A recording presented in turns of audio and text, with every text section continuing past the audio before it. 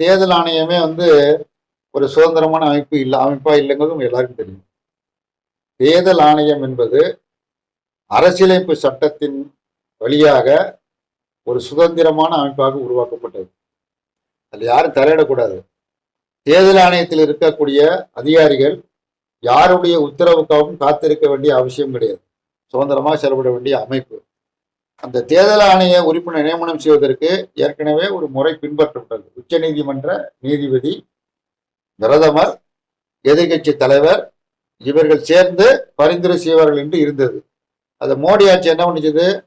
உச்ச நீதிமன்ற நீதிபதி நீக்கிவிட்டு மூவர் கொண்ட குழு.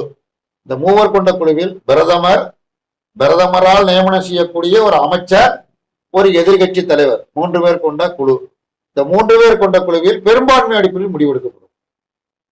பெரும்பான்மை இது பிஜேபி தான் பெரும்பான்மை.